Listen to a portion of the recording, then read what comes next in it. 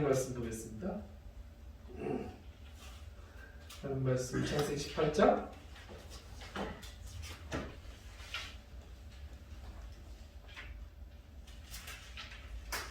9절부터 16절까지 말씀 보겠습니다. 하나님 말씀 창세기 18장 9절부터 16절까지의 말씀.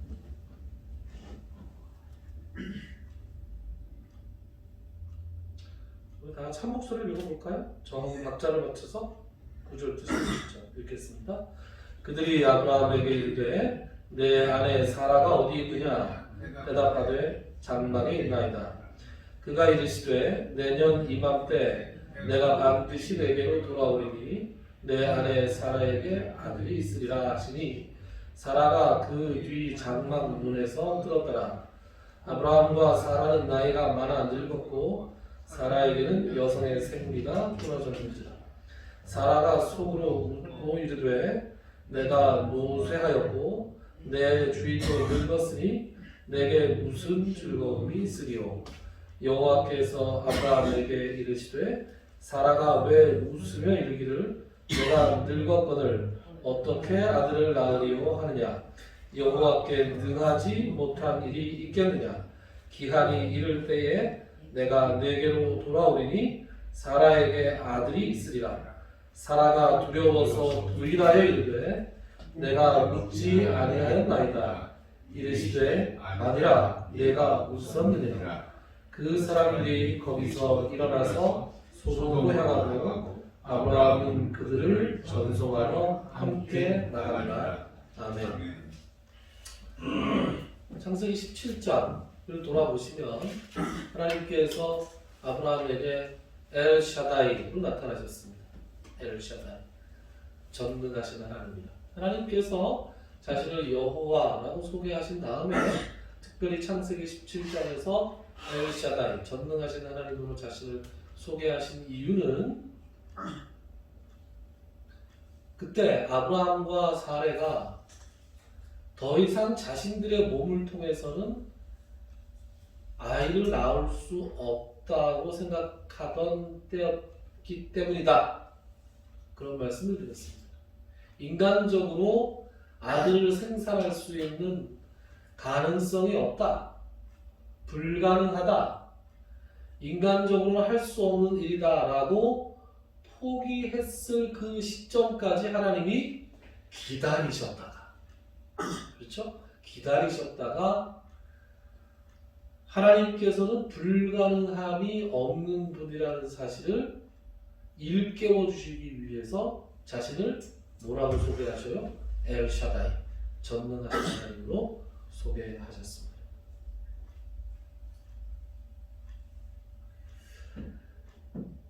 그리고 이제 전능하신 하나님 엘샤다이께서는 약속을 하시죠. 아브라함에게 네 몸을 통해서 내가 아들을 주겠다. 그러니까 아브라함이 뭐라 그래요? 이스마엘이나 하나님 앞에서 살기를 원하나이다. 이렇게 대답을 하죠. 속으로 틀렸어. 나도 늙었고 사라도 생리가 끊어졌는데. 그랬더니 하나님께서 그러죠. 아니라 사라가 내게 아들을 낳아줄 것이다. 그리고 내년 이맘때 내가 낳게 해줄 것이다. 17장의 내용이에요. 내년 이 시기에 줄 거고 이름도 가르쳐 주세요. 이름이 이삭이다. 내가 그와 함께 언약을 맺겠다. 그리고 할례를 명하죠. 그렇죠? 그래서 할례를 다 그 아브라함을 비롯한 모든 이스마엘과 아브라함과 그 집에 있는 모든 종들이 다 할례를 받습니다. 그리고 18장 이렇게 넘어온 거예요. 그러니까 오늘 18장은 17장 엘샤다이, 전능하신 하나님으로 나타나신 그 연속선상에서 지금 있는 거예요. 그 연속선상에서 이 18장을 이해해야 됩니다. 18장 1절은 이렇게 시작하죠. 여호와께서 마므레의 상수리 나무들이 있는 곳에서 아브라함에게 나타나시니라 이렇게 시작을 하죠. 근데 언제 나타나신 거냐? 이게 17장하고 시차가 얼마 나지 않았어요. 왜냐하면 나중에 또 내년 이맘때에 1년 후에 이런 말을 하시거든요. 그러니까 이삭이 태어나기 1년 전쯤 되는 것이니까 17장과 18장은 시차가 얼마 되지 않는 것입니다. 이번에는 하나님께서 직접 나그네의 모습, 즉 사람의 모습으로 나타나십니다. 그리고 천사 2명을 대동하고 나타나십니다. 인간의 모습으로 왔기에 아브라함은 그저 지나가는 나그네들이 하고 생각을 했지만 어쨌든 극진하게 대접을 했습니다. 지난 시간에 우리가 그래서 나그네를 접대하라, 대접해라 이런 말씀을 살펴봤죠. 그래서 지난 시간에 살펴본 것처럼 대접을 잘 받으신 후에 오늘 구절을 이렇게 시작합니다. 그들이 아브라함에게 이르되 네 안에 사라가 어디 있냐 그랬어요. 아니 처음 보는 사람들이 남의 와이프 이름을 어떻게 알아요? 아브라함이 지금 어떤 상태죠? 이 사람들은 앉아서 먹고 있고 8절에 보면 아브라함은 마치 시종처럼 그 옆에 서 있었다 그랬습니다. 그 옆에서 식사 시중을 들고 있다가 그들이 다 먹은 것 같아요. 다 잘 먹고 나서 아니 그런데 부인 되시는 분은 어디 계세요? 라고 묻는 게 아니라 당신 부인 이름을 딱 댑니다. 그 이름도 사레라고 하지 않고 사라라고 그러죠. 하나님께서 17장에 아브라함의 이름을 아브라함으로 고쳐주시고 사레의 이름을 사라라고 고쳐주시잖아요. 그런 다음에 그 바뀐 이름을 불러요. 이 사람들이. 그러면 속으로 아브라함의 마음이 쿵했을 거예요. 이야, 보통 사람들이 아니구나. 내 안에 사라가 어디 있느냐 이렇게 물어보니까 그렇게 속으로 심장이 덜컹하면서 대답을 했습니다. 뭐라고요? 장막에 있습니다. 당연히 장막에 있겠죠. 네, 집 안에 있습니다. 이렇게 대답을 했어요. 그랬더니 17장에서 내년 이 시기에 사라가 이삭을 낳을 것이다 라고 하신 말씀을 한 번 더 하십니다. 뭐라고 해요? 18장 10절 보시면 그가 이르시되 내년 이맘때 내가 반드시 내게로 돌아오리니 내 안에 사라에게 아들이 있으리라. 아들 약속을 다시 하십니다. 그러니까 한번 생각해 보세요. 하나님께서 17장에서 엘샤다이라고 나타나셔요. 엘샤다이라고 나타나신 다음에 아브라함에게 말씀을 주셨는데 얼마 있지 않아서 사람의 모습으로 오시더니 아브라함의 면전에서 내가 다시 한번 분명히 얘기를 하는데 내가 내년 이맘때 반드시 내게로 돌아올 거다. 그리고 네 안에 사라에게 아들이 있을 것이다. 이렇게 말씀합니다. 자, 이제 아브라함은 이분이 누군지 알았죠. 이제 하나님이시죠. 여호와 하나님께서 자기에게 사람의 모습으로 오신 것을 아브라함이 이때쯤 알았을까? 내가 내게로 돌아올 것이다. 이렇게 말씀했습니다. 그런데 곰곰이 한번 생각해 보십시오. 18장과 17장은 시차가 거의 없는데 사실 그 17장에서 하나님께서 나타나신 것은 13년 만에 나타나신 거거든요. 13년 만에 나타나셔서 한마디 거의 한 10년마다 한 번씩 나타나시던 분이 갑자기 자주 나타나셨어요. 같은 말씀을 하셨어요. 왜 이렇게 자주 나타나셔서 똑같은 말씀을 하셨을까요?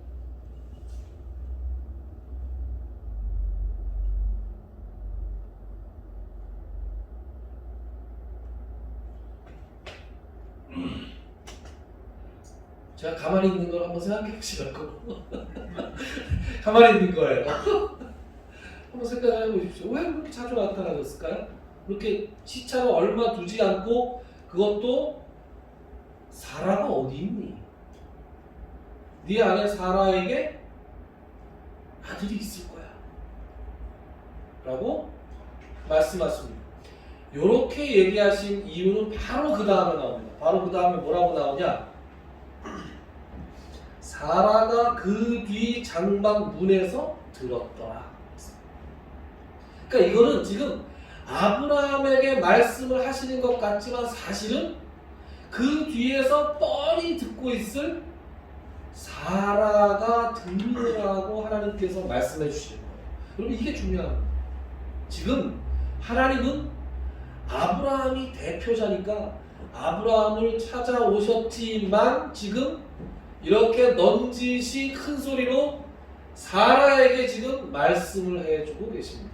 자, 그러면 여기서 우리가 사라의 입장에서 한번 생각을 해보자. 사라의 입장에서. 사라는 지금까지 남편을 통해서만 하나님에 대해서 들었습니다. 그렇죠? 긴가민가 했을 거예요. 그렇지 않겠습니까? 자신은 알지 못하는 하나님이라는 분, 여호와 하나님 분이라는 분이 고향 땅을 떠나라 그랬다 그래서 이놈의 인간이 고향 땅을 떠나요. 따라갔습니다. 따라갔는데 오빠라고 그러라 그래서 또 오빠라고 부르기 시작했습니다. 아, 그랬더니 내 다른 남자한테 시집을 보내네. 아니 무슨 하나님이 떠나라 그랬는데 나를 이렇게 이상한 운명에 처하게 만드느냐. 그때만 하더라도 다른 남자에게 시집을 갔을 때만 하더라도 그게 끝이라고 생각하지 않았겠습니까? 그것도 자기가 시집간 대상이 그냥 일반 남자가 아니에요. 애굽의 왕이었어요. 왕한테 갔는데 거기서 돌이킬 수가 있습니까? 없습니다. 돌이킬 수가 없다고 생각했는데 돌이켰습니다. 그죠? 삶의 어떤 우여곡절을 겪으면서 야, 하나님이 계시긴 계신가 보다 라는 생각을 했지만 여전히 사라는 하나님을 직접 대면해 본 적이 없습니다. 다 남편에게서 들은 얘기. 남편을 통해서 듣고 남편이 하자는 대로 가부장제 사회에서 할 수 없이 다 쫓아갔지만 사라에게는 아직 하나님에 대한 확고한 믿음이 있는 상태가 아닙니다.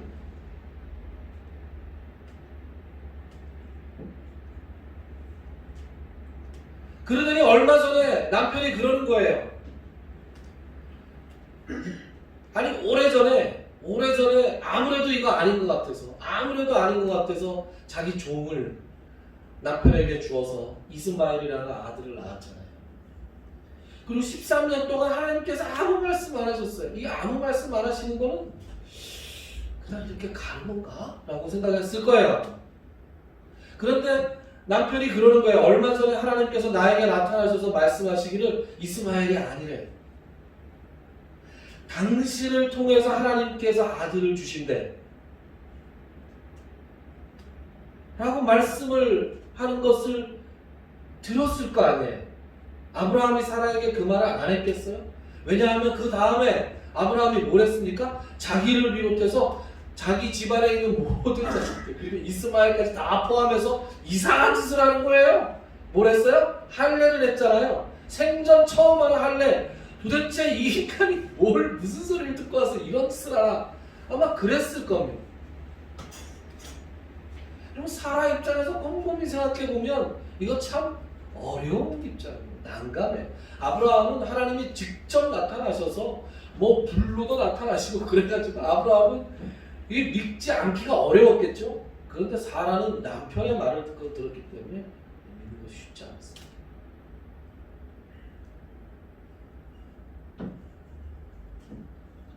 그래서 하나님께서는 지금 사라에게 확고한 믿음을 심어주고 싶으신 거예요.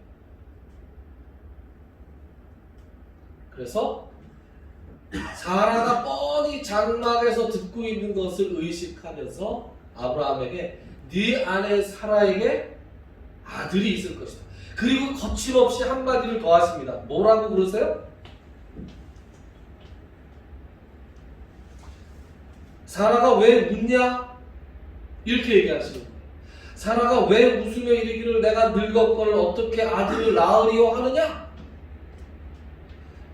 그렇게 말씀하세요. 그쯤 되면 이제 겁이 덜컥 나는 거죠. 아니 내가 분명히 말하지 않고 뒤에 숨어가지고 속으로 내 마음속으로만 얘기했는데 하나님께서 왜 사라가 웃으면서 내가 늙었는데 어떻게 아들을 낳을 수 있느냐라고 말을 하느냐?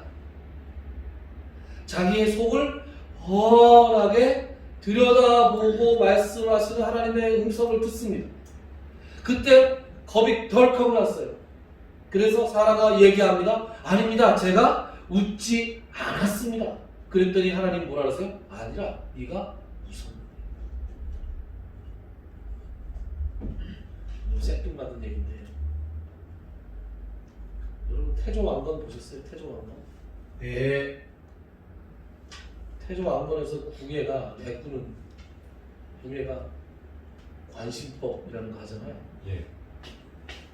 신하들이 쭉 늘어서 있는데 심각하게 신하들을 막 꾸짖고 있는데 그 중에 하나가 기침을 쿨럭하고 있어.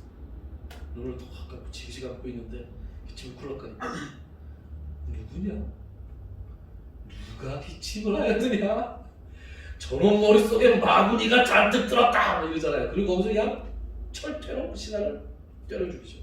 그게 지금 굉장히 유명해서 동영상이 인터넷에 굉장히 많이 돌아다닙니다. 장군님 보셨어요? 마구니가 들었구나. 굉장히 웃겨요 그 장면이. 자신의 속을 훤하게 들여다보는 말을 하면 사람은 겁을 덜컥 먹게 되죠. 예수님이 사마리아 수가성에 가서 어떤 여자를 만나죠. 어떤 여자에게 나에게 물을 한 잔 달라 이렇게 대화를 시작하시죠. 그런 다음에 대화가 조금 진행된 다음에 가서 네 남편을 불러와라.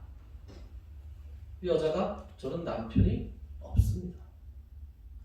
그랬더니 네가 남편이 없다 하는 말이 옳도다. 네가 남편이 5이 있었는데 지금 같이 살고 있는 남자도 네 남편이 아니니 남편이 없다 하는 말이 옳도다. 그러니까 여자가 어때요? 깜짝 놀라죠. 생전 처음 만나는 사람이 자기의 과거를 뻔히 알고 있는 거예요. 그래서 그 여자 입에서 뭐라고 무슨 말이 나와요? 주여 이제 보니 선지자이소로이다. 선지자로소이다. 아이고 보통 분이 아니시군요. 그런 다음에 그 여자가 어떻게 합니까? 자기가 갖고 있던 물동이, 지금 물을 뜰어 나왔는데 물동이를 내려놓고 마을로 뛰어들어가서 내가 그리스도를 만났다. 그래서 그 사마리아 온 그 수가성이 구원을 받는 얘기가 요한복음 4장에 기록되어 있습니다. 하나님께서는 우리의 과거와 현재와 미래를 다 아시죠. 그러나 아무 때나 이렇게 남의 아니라 우리의 속을 확 들여다보시면서 이렇게 말씀을 하시는 게 아니에요. 우리 보고 겁먹으라고 겁주려고 하시는 말씀이 아니에요. 하나님께서 지금 사라에게 겁을 주시는 게 아니에요. 아니라 내가 웃었느니라. 사라는 덜컥 두려움이 그 마음속이 두려움으로 사로잡혔지만 그 순간 무슨 생각이 들어가냐? 아, 이분이 진정한 하나님이시구나. 수가성 여인의 과거가 예수님의 입에서 나왔을 때 수가성 여인의 마음이 믿음으로 확 찼듯이 지금 하나님께서 사라가 속으로 웃은 것을 지적하실 때 사라의 마음은 두려움과 더불어 하나님의 전능하심에 대한 믿음이 들어간 거예요. 여러분, 하나님께서 정말로 하시고 싶었던 말씀이 몇 절에 나오냐 하면 이런 말씀 이렇게 나옵니다. 14절. 여호와께 능하지 못한 일이 있겠느냐? 기한이 이를 때에 내가 내게로 돌아오리니 사라에게 아들이 있으리라. 여호와께 능하지 못한 일이 있겠느냐. 이게 뭐예요? 17장 처음에 나왔던 엘샤다이의 하나님을, 전능하신 하나님을 이제 사라에게도 말씀해 주시오.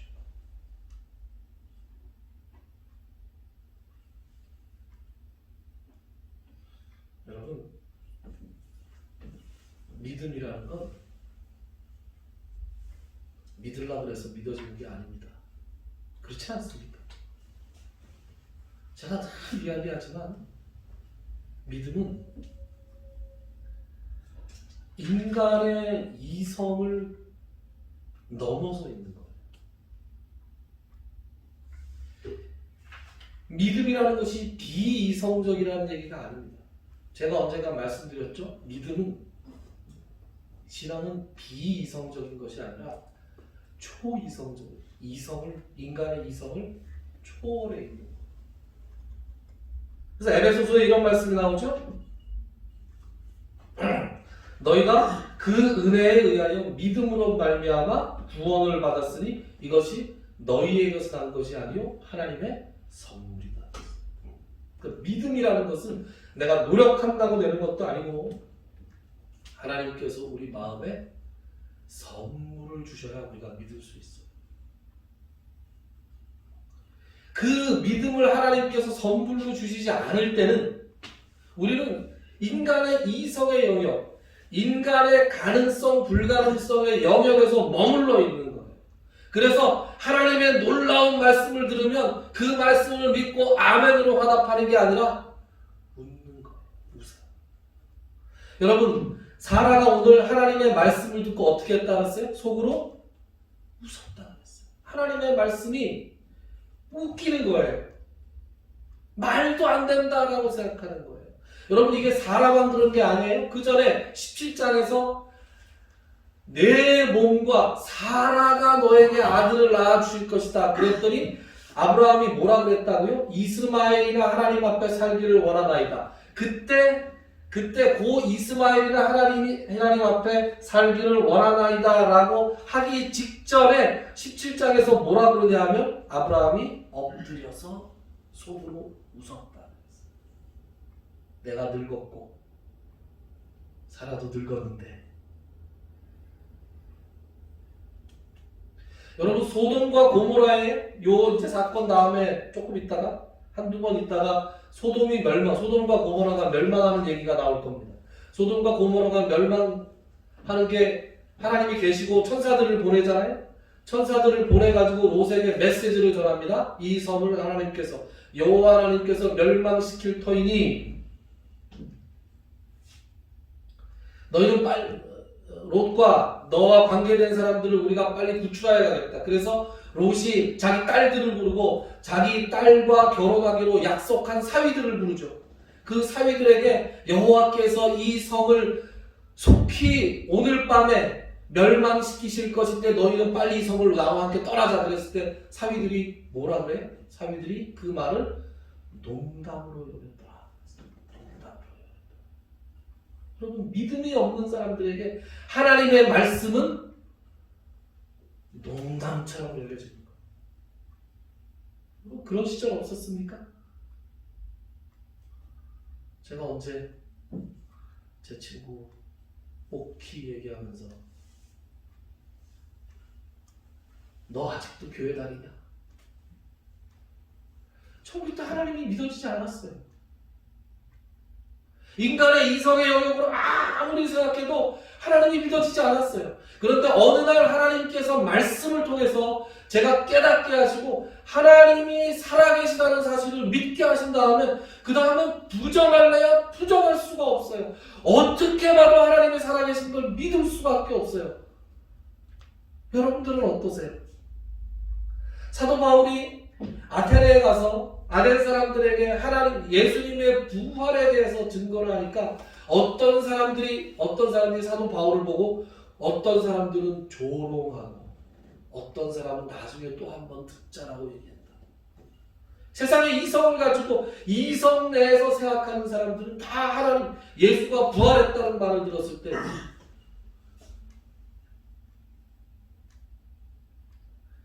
사도 바울이 로마로 압송되어 가서 가이사 앞에 서기 전에 베스도 총독 앞에 서가지고 복음을 쫙 얘기합니다.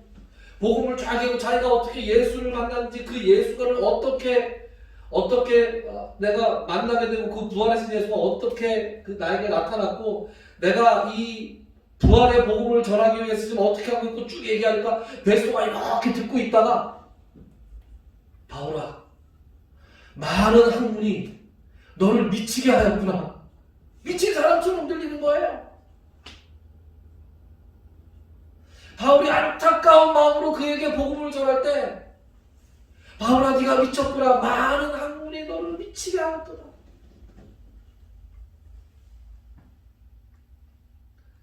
하나님의 말씀에 대해서 예수 그리스도의 구원과 예수 그리스도의 부활과 그리고 예수 그리스도께서 다시 오심에 대해서 우리 성도들이 믿고 그 말씀을 전할 때 하나님께서 믿음을 선물로 주시지 않은 사람들에게는 그 말씀이 조롱거리로밖에 들리지 않습니다. 여러분 한번 찾아볼까요? 베드로전서, 베드로후서.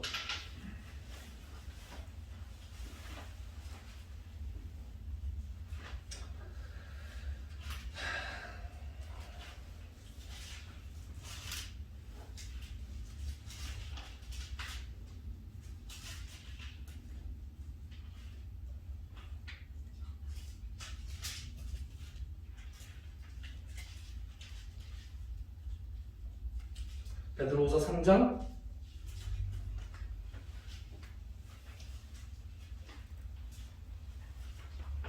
우리 지금 창세기 18장은 이렇게 요 끈으로 이렇게 해놓고 가셔야 돼요.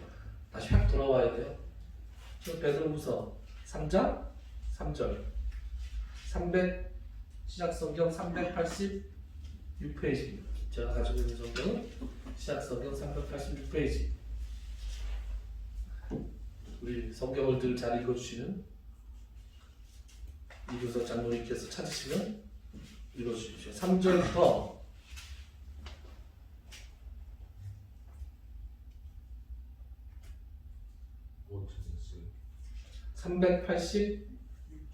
385쪽 아니면 6쪽 신약성경 385 아니면 386 천천히 찾으세요.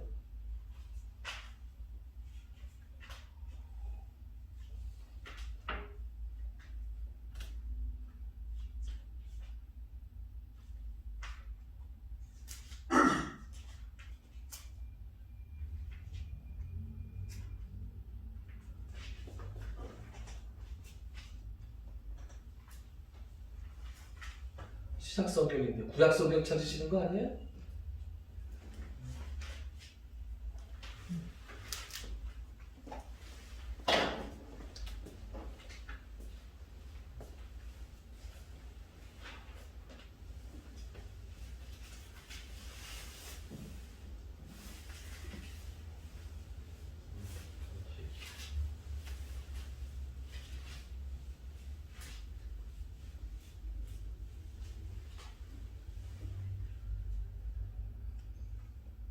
네, 3절. 3절부터 5절까지를 읽어주십시오. 다 같이 들어보시죠. 먼저 이것을 알지니 말세에 조롱하는 자들이 와서 자기의 정욕을 따라 행하며 조롱하여 이르되 주께서 강림하신다는 약속이 어디 있느냐. 조상들이 찬 후로부터 만물이 처음 창조될 때와 같이 그냥 있다 하니 한 절 더요. 이는 하늘이 옛적부터 있는 것과 땅이 물에서 나와 물로 성립된 것도 하나님의 말씀으로 된 것을 그들이 일부러 잊으려 함이로다. 네. 말세에 어떤 사람이 있다고요? 말세에 조롱하는 자들, 말세에 웃는 사람들이 있을 거예요. 그 사람들이 뭐라고 조롱할 거라고요? 예수가 다시 온다는데 언제 다시 오냐? 하늘과 땅이 예전 있던 대로 그대로 있지 않느냐? 이 모든 것이 물에서 나와 물로 되고 하나님의 말씀이 된 것을 그들이 깨닫지 못하고 여러분 믿음이 없는데 어떻게 깨달아요?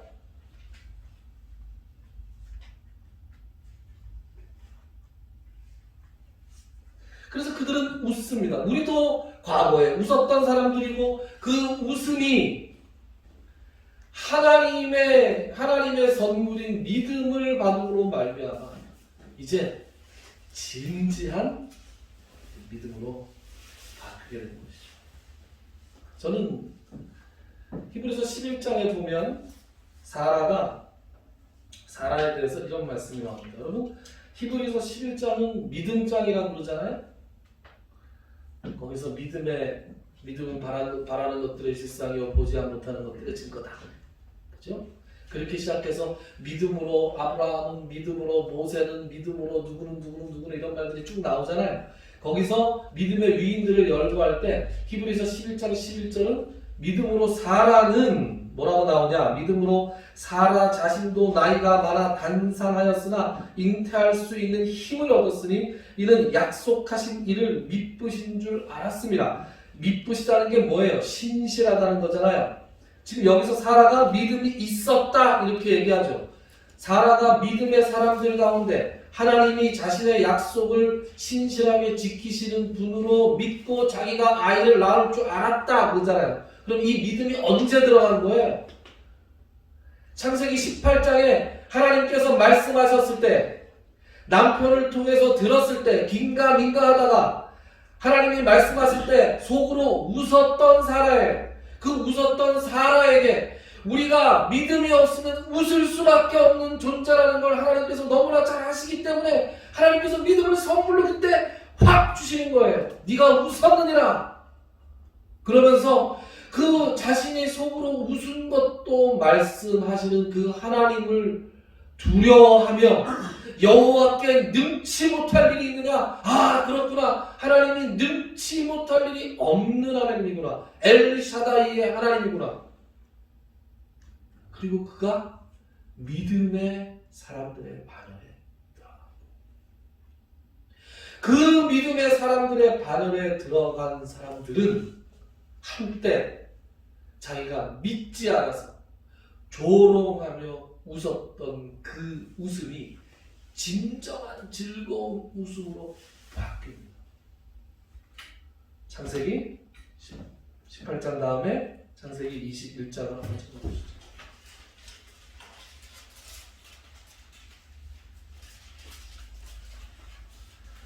창세기 21장 6절 찾으셨어요? 예. 네, 찾으신 분이 21장 6절 한 번만 해주십시오. 사라가 이르되 하나님이 나를 웃게 하시니 듣는 자와 다 나와 함께 웃으리로다. 네. 여러분 사라가 엎드려서 웃었던 웃음과 지금 이 웃음은 완전히 차원이 다른 웃음이에요. 180도 다른 웃음입니다. 하나님의 말씀을 믿지 못하여 웃었던 그 사라가 이제 하나님의 약속을 믿는 믿음의 사람이 되고 그 신실하신 하나님이 자신을 통해서 정말로 아들을 주신 것을 이제 보면서 그의 입에서 환희의 웃음이 터져나옵니다. 여러분 우리가 가지고 있는 하나님께 주신 이 믿음이 언젠가는 사라의 웃음처럼 이 기쁨과 환희로 가득 찬 웃음이 될 것이라는 것을 믿으시기 바랍니다. 아멘. 하나님께서 반드시 갚아주시고 반드시 보상해 주실 거예요. 한때 하나님의 말씀을 믿지 못하여 하나님의 말씀을 조롱하고 웃을 수밖에 없는 그런 처지에 있었던 우리에게 하나님께서 오늘 사라에게 찾아오셨던 것처럼 친히 찾아오시고 우리에게 말씀을 들려주시고 우리 마음에 믿음을 선물로 주신 하나님을 찾아오시기 바랍니다. 그리고 그 믿음 가운데에서 우리가 가지고 있는 이 믿음으로 인해서 이 모든 것들을 나중에 보상하면서 우리로 하여금 웃게 하실 그 하나님을 믿고 오늘도 믿음의 행보를 계속해 나아갈 수 있는 저와 여러분들이 되시기를 주님의 이름으로 축원합니다. 아멘. 기도합시다. 하나님, 우리가 무엇이 가는데 아무 자격도 없는 우리들 창세전에 택하여 주시고 때가 참에 우리를 찾아오셔서 친히 믿음이라는 커다란 선물을 허락하시고 비로소 우리의 눈이 열려서 하나님을 보게 하시고 하나님의 말씀을 깨닫게 하시고 하나님을 아버지라 부르며 하나님의 자녀가 되게 하심을 참으로 감사합니다. 믿음이 없다면 하나님의 말씀을 도저히 우리가 이성의 영역에서 깨달을 수 없었을 텐데 우리에게 이 믿음을 허락하여 주셔서 우리가 영 안이 열리고 이 하나님의 살아있는 말씀들을 믿을 수 있는 자리까지 가게 하심을 참으로 감사합니다. 이 세상을 살아갈 때에 믿음으로 살게 하시고 믿음으로 하나님의 인도하심을 받아들이며 믿음으로 하나님께서 원하시는 그 삶을 감당해 나갈 수 있는 우리 새생명교회 모든 식구들이 되게 하여 주시옵소서. 예수님의 이름으로 기도드리옵나이다. 아멘. 찬송가 288장 함께 하겠습니다.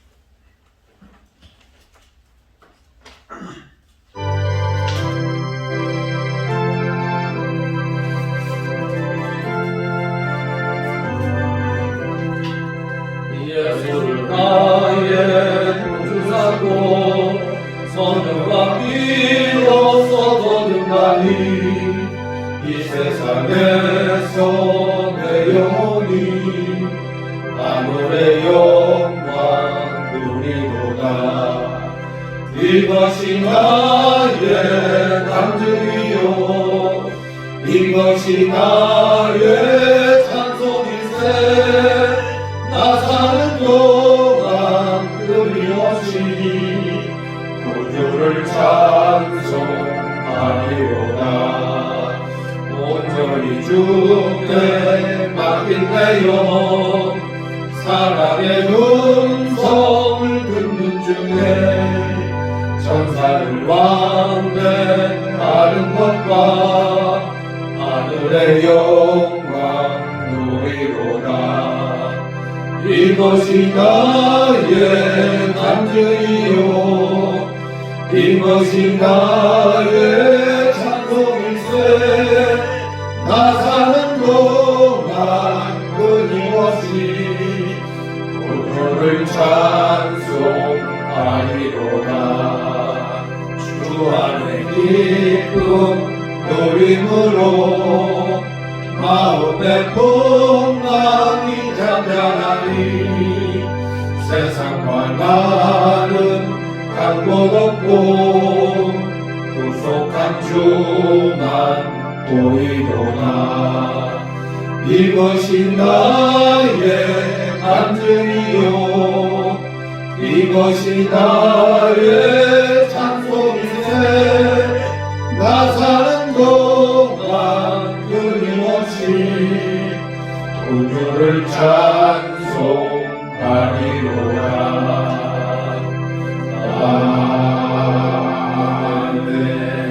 아멘. 이제는 우리 주 예수 그리스도의 무한하신 은혜와 하나님 아버지의 지극하신 사랑하심과 성령님의 감동, 감화, 교통, 충만하신 역사가 오늘 이 자리에 각양각색의 모습으로 참여하여 함께 예배드리는 모든 성도님들 머리 위에와 그들의 가정과 그들이 행하는 모든 사역 위에 특별히 그들의 환부 위에 이제로 영원토록 함께 있을지어다.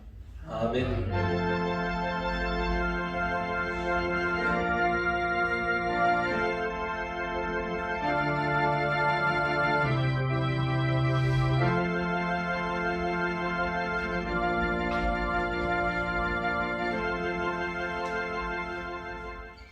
예배 마쳤습니다. 감사합니다.